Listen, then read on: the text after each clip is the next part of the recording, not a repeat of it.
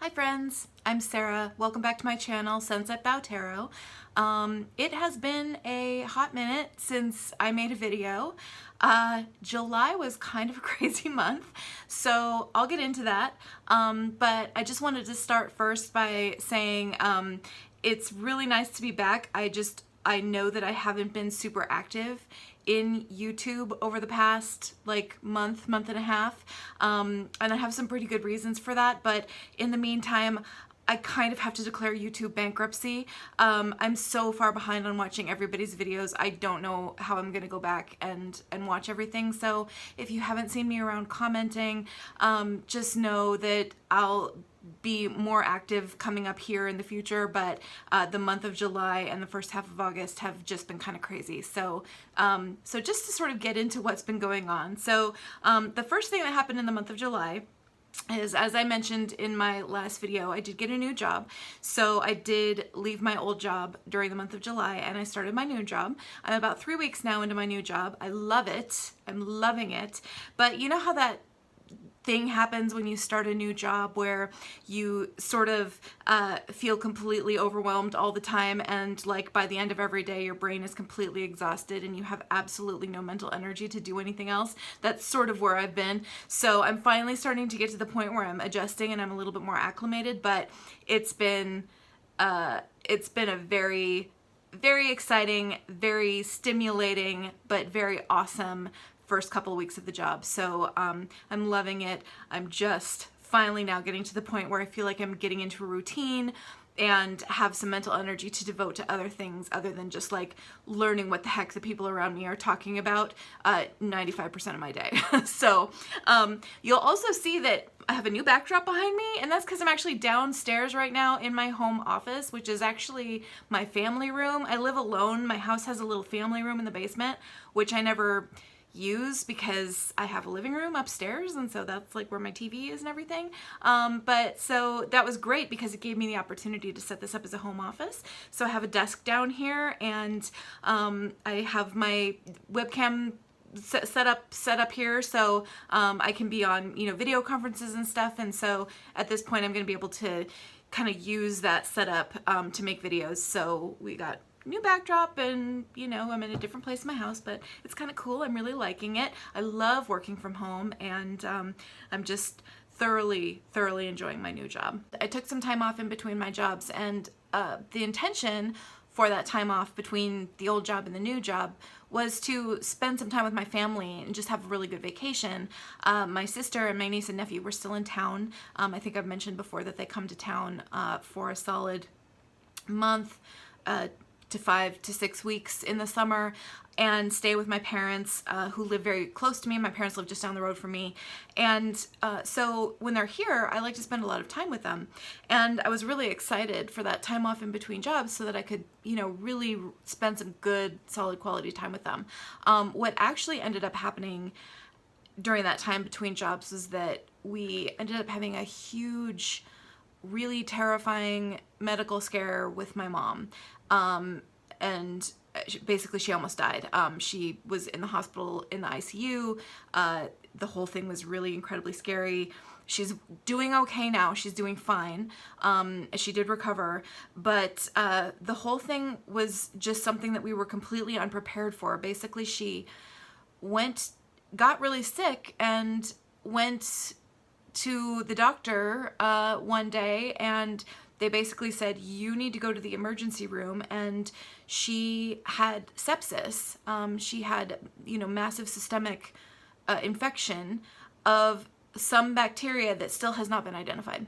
They still don't know what she was sick with, but she was really incredibly sick. And when I say that we don't know what she was sick with, I mean an infectious disease specialist was involved, the Minnesota Department of Health was involved, her blood's been sent all over the country to various labs for all kinds of tests for all these like rare diseases because it wasn't anything normal, and they still have no idea what she was infected with. So it was a very bad situation. Again, she ended up in the ICU, and it was really scary, but she is doing well now. They put her on a whole raft of antibiotics and it killed whatever it was, but and she eventually got out of the hospital, and she's now home and fine and pretty much very close to back to normal. But it was really, really scary. So that ended up being the thing that was going on when I was in between jobs. And in fact, I was actually really grateful that I was in between jobs when that happened, because I didn't have to think about work. All I had to think about was my mom, and my sister, and the kids were still in town, and my brother-in-law came into town, and, you know, so everybody was here, and it was really good. But, you know, it was a really scary time, and it just was something that I realized that I'm completely unprepared for anything to happen to my parents. My mom is normally in really, really good health, you know, and like I said, she got a rare disease, and they still don't know what it was. Like, the whole thing was so fluky and crazy, but it was really, really scary.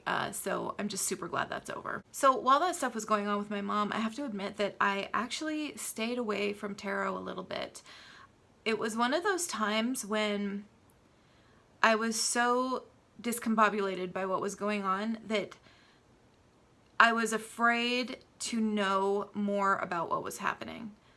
You know, I was afraid to be told that something bad might be in the future. I basically just was in a state of, no, I don't want to know, don't tell me anything. And so I didn't actually go to the tarot about any of it, which is the first time in my life that's ever happened. And it was a really weird experience, but it was just one of those ones where I was kind of feeling like in a little bit of like an ignorance is bliss kind of situation, where it was just like, no, I don't want to go near a tarot deck, because if I, you know, draw the Tower or the Ten of Swords or the Three of Swords or something, or, you know, and something scary, then I'm gonna be a wreck and I can't deal with it. And so it was just like, I have to stay away. So I did for a while. I stayed away I didn't do much with tarot, and I didn't do much with Tarot Tube for the entire time that was going on. But anyway, I'm feeling back now and sort of recovered and a little more psychologically ready to be part of the community again. So that's what I'm doing now, is I'm back, and it was this whole time has been a very, very stressful month and a half. A lot went on, but I'm very glad to have it be over and to finally be adjusted to new circumstances, and slowly but surely getting back into a routine and getting back to normal life. So as a result of that, I don't have a lot to talk about in the way of decks, because I haven't actually been doing a lot of work with decks. The one deck that I do want to talk about is one that actually, interestingly, I at one point said that I was going to get rid of. A video that I did several months back where I talked about some decks that I was going to be getting rid of for my collection. And one of the decks that I said that I was going to be getting rid of is the Art of Life Tarot. And what actually ended up happening is that I never did get rid of it.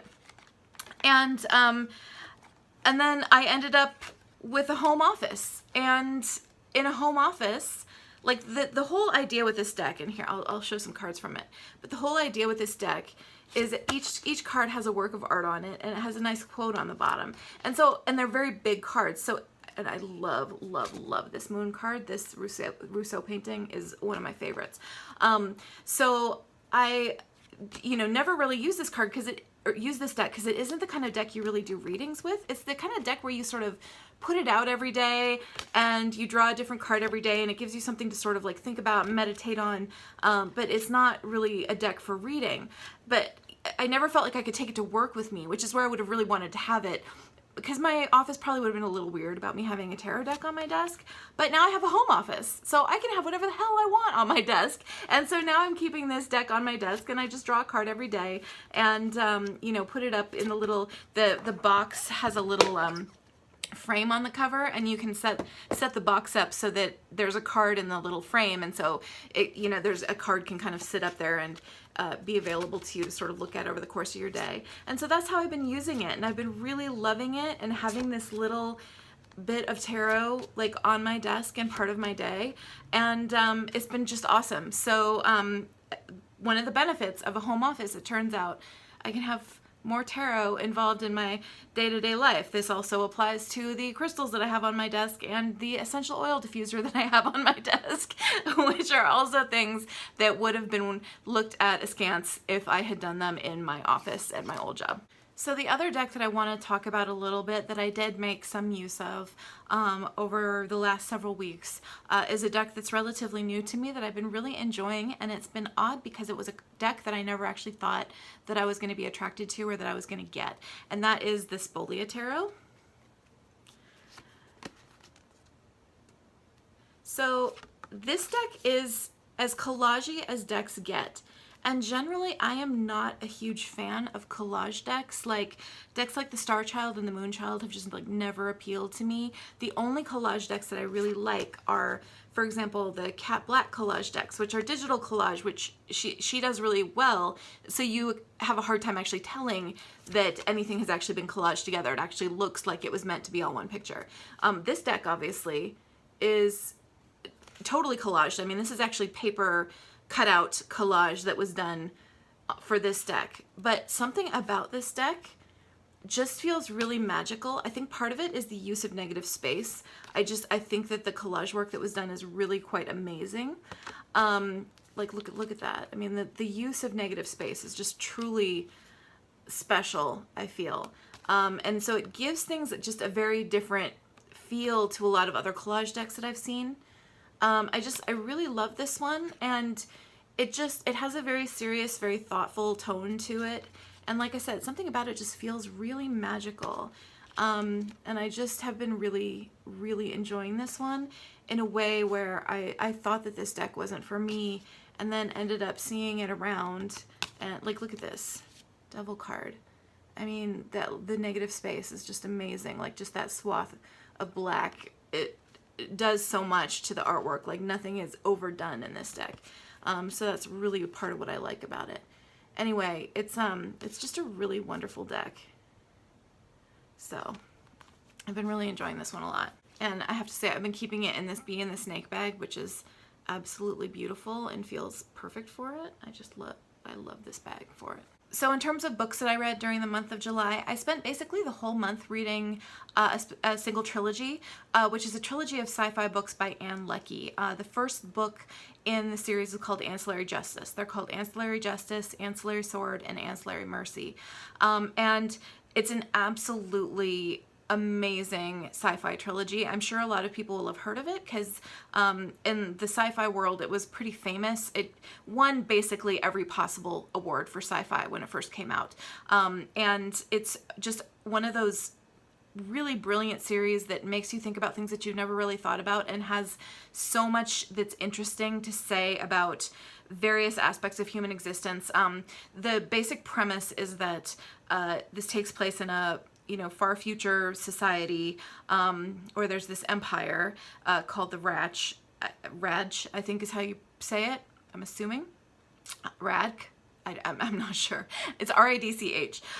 Anyway, it's this large empire, and it annexes other star systems and other planets, and its military is basically entirely made up of ships, where the ships have a central AI. So ships basically are like people. They're like brains. They have like an actual personality. They actually care about the officers who serve on the ships, and then the ships also have what are called ancillaries, which is basically where a human body, generally somebody who has been part of one of the worlds that has been annexed, those people are taken, and their own brains are basically kind of overridden and replaced with implants that basically put the ship's AI brain into them. So it's like a single AI controls a ship, and also potentially thousands of soldier bodies on the ship. And they're all it's like they're all one single organism governed by one brain. And the main character in this book is they're called ancillaries, these people who have been implanted with AIs.